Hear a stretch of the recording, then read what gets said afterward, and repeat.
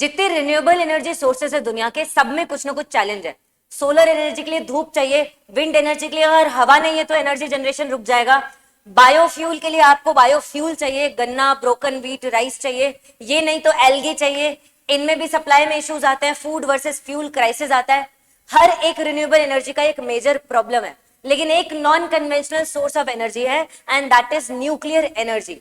Nuclear energy में आप कोई रेडियो एक्टिव मटेरियल उठाते हो, रेडियो एक्टिव एटम, जैसे कि यूरेनियम के रेडियो एक्टिव आइसोटोप, इसको आप एक यहाँ पर कोलिजन करवाते हो। कोलिजन से ये दो पार्ट्स में डिवाइड होता है, लेकिन साथ में क्योंकि इसके न्यूक्लियर पर अटैक होता है, इसके न्यूक्लियस पर अटैक होता है, दैट्स व्हाई यहां से रिलीज होता है आपके लिए न्यूट्रॉन, और इसकी वजह से आप देखो न्यूक्लियर एनर्जी प्रोड्यूस होती है because of the nuclear fission.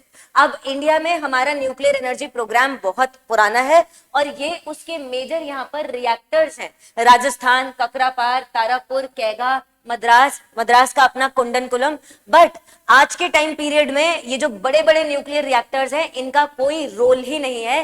That's why इस साल के बजट में निर्मला सीतारमन ने क्या बोला था कि हम स्मॉल मॉड्यूलर रिएक्टर्स की तरफ काम करेंगे, भारत स्मॉल रिएक्टर्स बनाएंगे, क्योंकि छोटे रिएक्टर्स कम न्यूक्लियर वेस्ट को रिलीज करेंगे and nuclear waste is one of the most prominent challenges of nuclear fission industry, right.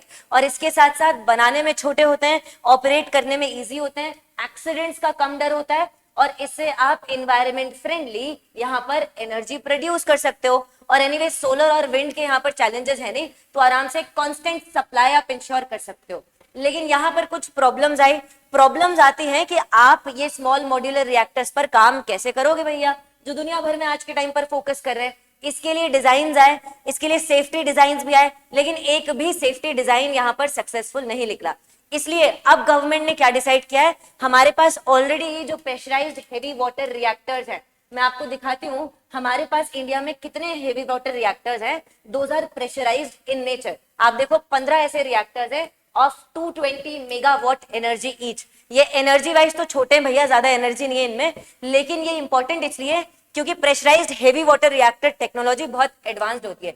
इसमें आप ये जो जनरेशन है न्यूक्लियर फिजन, इसको जनरेट करते टाइम पानी को प्रेशराइज्ड सिचुएशन में यहाँ रखते हो, तो पानी इस रिएक्शन को भी रोकता है और एक्सीडेंट होने से भी रोकता है। पूरी प्रोसेस में सेफ्टी के पर्पज से इंपॉर्टेंट है। सो दैट्स वाई पानी को इस टाइप से प्रेशराइज रखते हैं। और अब डिसाइड किया जा रहा है कि इसी टेक्नोलॉजी को मॉडिफाइड करके हम यहाँ पर भारत स्टेज रिएक्टर्स बनाएंगे and that's a huge advancement.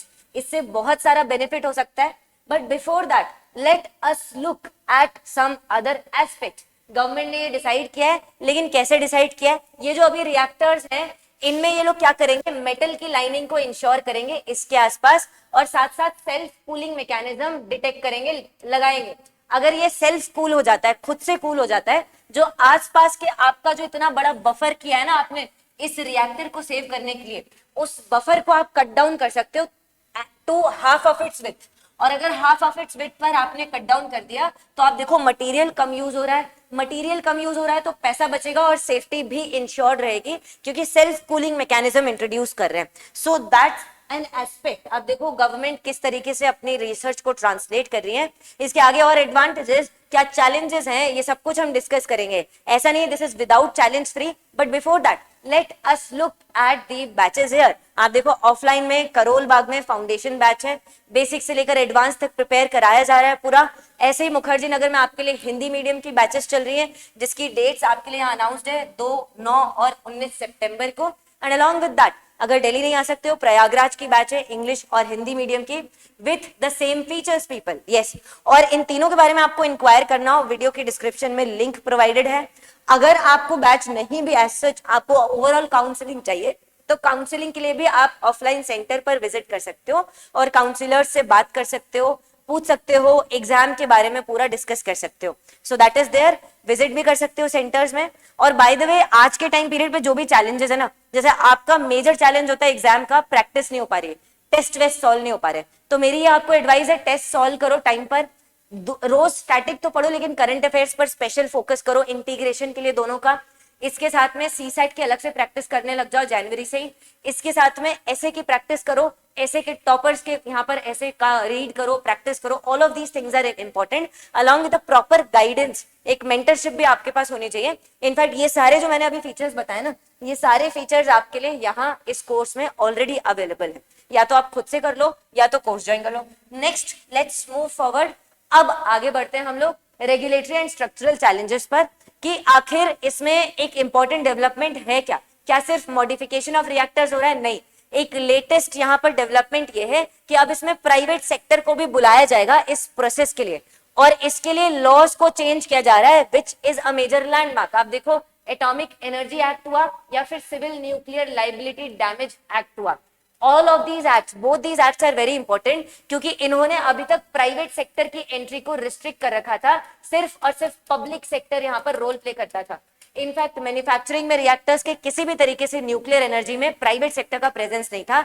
In fact funding तक, एफडीआई तक कंप्लीटली प्रोहिबिटेड है एटॉमिक एनर्जी में, लेकिन अब लॉज को चेंज किया जा रहा है, इसको ओपन किया जा रहा है, इसके साथ साथ प्राइवेट सेक्टर पार्टिसिपेशन बढ़ाया जा रहा है। अब इसके साथ साथ कुछ और सजेशंस भी दिए जा रहे हैं। सजेशंस क्या है, आखिर कैसे आप इसको और बेटर तरीके से इंप्लीमेंट कर सकते हो।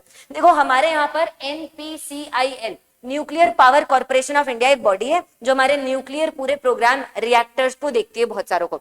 अब ये बड़े बड़े न्यूक्लियर रिएक्टर्स को देख रही है, तो आपको इसको यहाँ पर हेवीली बज डाउन नहीं करना चाहिए इन स्मॉल रिएक्टर्स को देखते देखते। रादर आपको एक सेपरेट कंपनी बना देनी चाहिए भारत स्टेज रिएक्टर्स को ऑपरेट करने के लिए, उनको ओवरसी करने के लिए, और न्यू कंपनी यहाँ पर लाइसेंसिंग टेक्नोलॉजी प्रोवाइड करेगी और प्राइवेट सेक्टर को मैनेज करेगी। That's a huge step. अगर ऐसा होता है तो मुझे तो लगता है कि न्यूक्लियर एनर्जी में काफी रेवोल्यूशन आएगा, क्योंकि देखो, न्यूक्लियर फ्यूजन को डेवलप करने में टाइम लगेगा।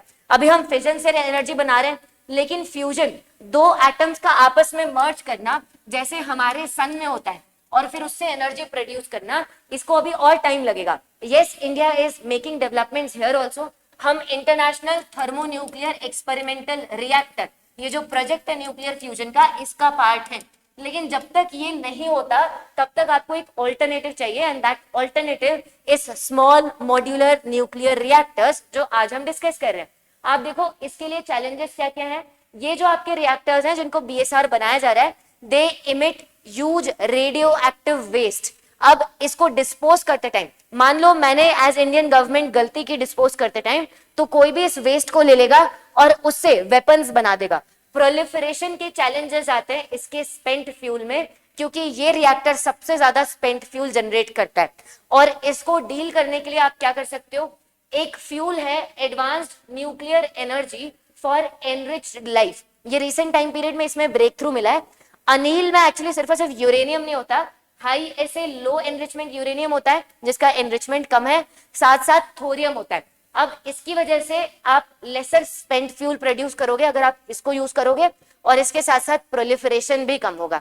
तो ऐसी जो लेटेस्ट टेक्नोलॉजीज हैं उनको यूज करना चाहिए, और इसके लिए Indo US civil nuclear deal का यूटिलाइजेशन करो ताकि आप अनिल को एक्सेस कर सको। ये थे आज के कुछ propose challenges along with the solutions. बाकी आपको इस टॉपिक में क्या लगता है, कौन कौन से और रिन्यूएबल एनर्जी के स्टेबल सप्लाई के सोर्सेज हैं जहां पर हम और अच्छे से काम कर सकते हैं, और आपको क्या लगता है ओवरऑल रिन्यूएबल एनर्जी के सेक्टर में, non conventional sources of energy के सेक्टर में कौन सी एनर्जी सोर्स जीतेगी लॉन्ग रन में। ऑफ कोर्स सोलर आगे, लेकिन आपको इस पर और सोचना है और बताना है। Thank you people, stay connected.